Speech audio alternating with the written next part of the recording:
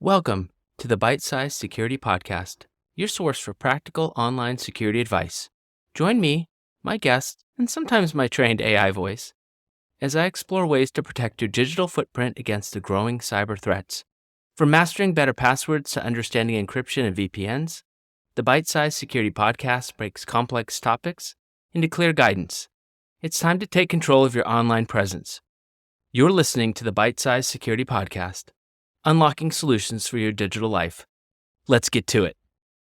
So this podcast is going to be a little bit different because what I did is take a previous podcast and I used a site by Google called Notebook LM to structure that in a better way that might be more interesting to listen to for listeners. The first time I did this, it was more of me just answering questions one-off and kind of spitballing it. This one, actually, AI sort of helped me out organize it, and it made it into a podcast between two guests talking about the show that I did. So this should be real interesting. Again, the site that I used, if you have a Google account, it won't cost you anything. You can add up to 50 sources. It's mostly for research, but it's quite an interesting site. Again, it's notebooklm.google.com.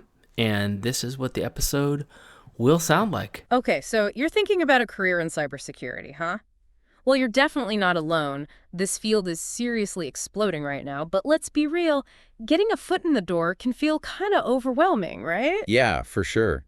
It's easy to get lost in the sea of advice out there. Exactly. And that's what we're diving into today, how to actually break into cybersecurity. And we're not talking vague theories here, but real practical advice that you can actually use. Right, we need the inside scoop. You got it. We're dissecting an episode from the Bite-Sized Security podcast. Their host, Marc, is a total pro, and he really breaks things down for listeners who are trying to get started in the field. Oh, I've heard of that podcast. It's supposed to be really good. It is. What I love about Marc is that he doesn't sugarcoat anything. He gives it to you straight, based on his own experience. That's so important, especially in a field like cybersecurity where things change so quickly. You need advice that's grounded in reality. Absolutely.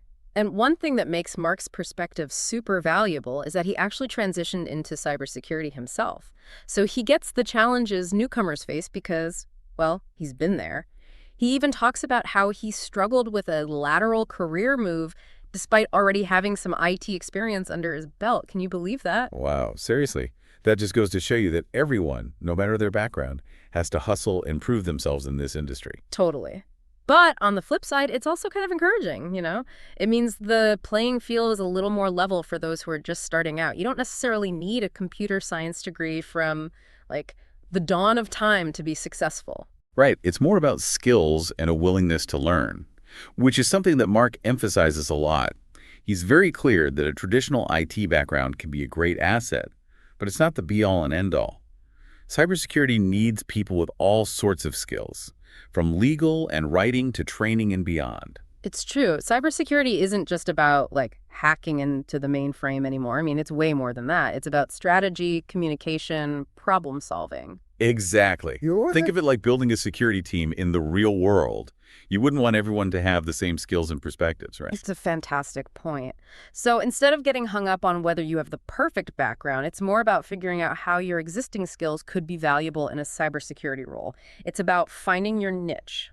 Absolutely. And one of Marc's biggest pieces of advice is to actually research the different areas within cybersecurity. There's so much out there. Yeah. Figure out what really interests you and see how your skills might connect with those areas. Okay, that makes a ton of sense. But let's say you've done your research, you're ready to start applying for jobs, and then you hit a wall of certifications. CISSP, security, CCNA, the list goes on and on. It can be totally overwhelming. Oh, tell me about it. I remember when I first started looking into certs, I was like, where do I even begin? Right. And Marc has this hilarious take on this whole certification craze, especially when it comes to entry-level roles. Yeah, what's his take? He basically laughs at those job postings that require a CISSP for an entry-level position. It's like, they want you to be a cybersecurity ninja before you've even learned how to throw a punch. Yeah, that's a bit much, right? Like asking someone to run a marathon before they can even walk. Exactly. So what's the deal with certifications? Should we be spending all our free time studying for them, or are they just kind of nice to have on our resumes? Well, Marc doesn't dismiss certifications entirely. He sees them as valuable, but for specific reasons. Okay, I'm intrigued. Like what? First off, they can actually help you get past those applicant tracking systems, those ATS things a lot of companies use to filter Yeah, resumes. those things are brutal. Yeah, they can be. Certifications act as keywords to make your resume stand out. So it's like playing a game, figuring out the right keywords. Kind of. But the other thing certifications do is show employers you have a baseline of knowledge. Like you're serious about the field and you're investing in yourself. That makes sense. But here's the key. Don't just collect certifications like they're Pokemon cards. Be strategic. So it's all about quality over quantity. Exactly. Choose the ones that are relevant to the specific cybersecurity jobs you actually want. Focus. I like it. But even with the right certifications, Marc emphasizes that technical skills alone won't cut it. He's a big believer on what he calls soft skills. Things like curiosity and self-discovery are super important, especially in such a fast-paced field. Oh, absolutely. I think that's spot on. Cybersecurity is constantly changing. You can't just learn one thing and expect to coast on that knowledge forever. Right, you've got to be constantly learning, adapting, and evolving. Exactly. Marc actually brings up phishing attacks as an example. Like, have you seen the crazy stuff they're doing with AI now? No, what are they doing? It's kind of scary how sophisticated it's gotten. But it proves Marc's point perfectly. If you're not learning and adapting, you're going to get left behind. Whoa, AI-powered phishing attacks. That's kind of terrifying, but I guess it makes sense. Cybersecurity is like this never-ending arms race. As the good guys get better, the bad guys have to up their game too. So how can people actually develop those crucial soft skills that Marc talks about? Especially if you're just starting out in cybersecurity. It's not like you just wake up one day with this incredible self-directed learning superpower. Right. It takes work. Yeah. But Marc has some really cool advice about this. He's a huge advocate for what he calls self-discovery learning. It's all about taking control of your education, going beyond the classroom, and actually learning by doing. I like the sound of that. Yeah. He encourages people to dive into cybersecurity forums, experiment with different tools, and even try setting up their own vulnerable systems in a safe environment so they can practice. Wait, what? You mean like building your own little hacking lab at home? Exactly. Yeah. Marc calls it a home lab, and it's surprisingly common in the cybersecurity world. Seriously? Yeah. It's a way to get hands-on experience without the pressure of a real-world job, which can be super valuable when you're first starting out. That's so cool. It sounds a little intimidating, though, building your own hacking lab. Like, where do you even begin? Well, that's where those soft skills come, in curiosity, and that willingness to just figure things out. Marc talks about spending hours in his home lab, breaking stuff, putting it back together, and just learning through trial and error. And he emphasizes that you don't need some crazy expensive setup to get started. You can start small and build up your skills as you go. That's really encouraging. So it's all about embracing that hacker mindset, right? 100%. Even if you're not planning on becoming an ethical hacker or anything, just having that curiosity to explore and figure out how things work is so valuable. It's essential. And besides home labs, Marc's also a huge fan of those capture the flag competitions. Have you ever heard of those? Yeah, I've heard the term, but I'm not entirely sure what they are. So CTFs are basically online cybersecurity games or competitions designed to test your skills in a really fun and engaging way. Imagine solving puzzles, cracking codes, finding vulnerabilities, and competing against other people. That sounds awesome. It's like gamified cybersecurity training almost. Exactly. And the best part is that there are CTFs for every skill level, from total beginners to seasoned pros. Marc says that CTFs helped him solidify his understanding of key cybersecurity concepts when he was starting out. He said it was like everything just clicked once he actually started applying what he was learning in a more practical environment. Wow. So CTFs are like the ultimate proving ground for your cybersecurity skills. I love that there's a competitive side to it too. I know, right? It's like esports for security nerds. Totally. So we've got home labs, CTFs. Are there any other unconventional learning resources that Marc recommends? Well, what's cool about all of these things, home labs, CTFs, even those online forums we talked about, is that they all foster a sense of community. You're connecting with people who share your passion for cybersecurity, and you can learn so much just by observing, asking questions, and being part of that community. That's a really good point. Okay, so we've covered a lot of ground transferable skills, choosing the right certifications, hands-on learning, building a home lab. It seems like Marc's philosophy is all about taking action. Don't just wait for opportunities to come to you, go out there and create them. Absolutely. And while he's a huge advocate for self-directed learning, he definitely doesn't downplay the value of connecting with others in the field, which brings us to his thoughts on networking. Yeah. Yeah, so when it comes to networking, Mark walks the walk. He doesn't just talk about it. He actually attended RSA, like the biggest cybersecurity conference out there, for 2 years straight before he even broke into the industry. 2 years. Wow, he must have been serious about making those connections. Oh, absolutely. He was all in. He said he didn't know anyone at first, but he went to all the talks, chatted with people at the vendor booths, just totally immersed himself in that world. And what's really cool is that he emphasizes that networking doesn't have to be expensive. You don't need to fly to Vegas and drop a ton of cash on a conference pass. Right. There are definitely ways to do it on a budget. Yeah, exactly. He's a big fan of those smaller local conferences like B-Sides. They're often free or way cheaper than the big-name events.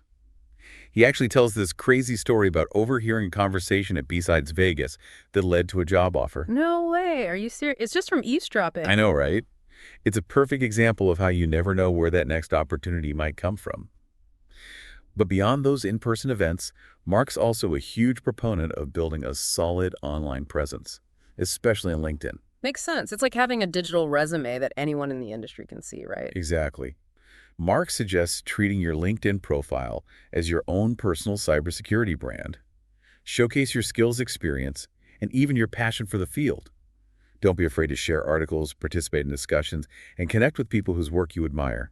You'd be amazed how many doors can open just by putting yourself out there authentically. It's all about making those connections and building relationships both online and offline. Absolutely. So let's shift gears for a sec. We've talked about networking, building your skills, but what about the actual job application process? Sending out your resume and going through interviews, it can be a real grind. And let's be honest, rejection is part of the game. Oh, tell me about it. I've definitely stared at my inbox wondering why no one was emailing me back. It can be brutal. Totally. And that's what I appreciate about Mark. He's so real about the ups and downs of the job search. He talks about how he sent out tons of applications and faced his fair share of rejections. But here's the thing. He didn't let it get to him. He actually started tracking his application response rate. Interesting. Like turning it into a numbers game. Exactly.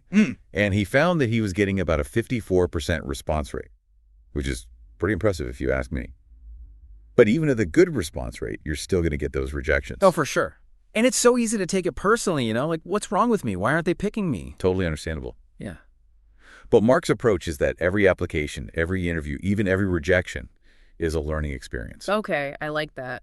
It's about finding the lesson in every situation. Exactly. He encourages people to really look at those experiences, what worked, what didn't, and then use that feedback to make your applications even stronger. So it's all about having that growth mindset. Setbacks are just opportunities for improvement. 100%.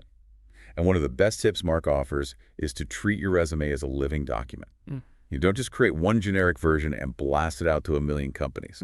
You've got to tailor it to each specific role, right? Exactly. Highlight those skills and experiences that are most relevant to each job description. He actually recommends keeping a file of interesting job postings, the ones that really get you excited. And then use those as inspiration to optimize your resume and your online profiles. It's brilliant, really. You're basically reverse engineering the hiring process, figuring out exactly what employers want, and then making sure you're presenting yourself in the best possible light. Nailed it. Now, before we wrap things up, there's one more thing I want to highlight from Mark's advice, and I think it's a really important one. He talks about the importance of finding your why in cybersecurity. Your why? What does he mean by that? He's essentially saying that if you want to not only break into, but truly thrive in this field, you need a strong sense of purpose. Yeah. You need something deeper than just wanting a cool job title or a big paycheck. I love that. Yeah. So it's about figuring out what motivates you. What are you passionate about? Exactly. What problems do you want to solve? What kind of impact do you want to make in the world? Because at the end of the day, cybersecurity is about more than just technical skills and certifications. It's about protecting people, businesses, entire societies from harm. It's about making a real difference. Wow. That's a powerful way to think about it. So as we wrap up this deep dive into Marc's incredible insights, I think we've uncovered a really solid roadmap for anyone who wants to launch a career in this exciting and impactful field. It's clear that breaking into cybersecurity requires a multifaceted approach. We're talking technical skills, soft skills, practical experience, and a whole lot of hustle. But what really shines through is that having a genuine passion for this ever-evolving field and a desire to make a positive impact is absolutely key. So as you embark on your own cybersecurity journey, here's a final thought to leave you with. If cybersecurity is all about anticipating and mitigating future threats, how do you envision yourself contributing to a safer and more secure digital world?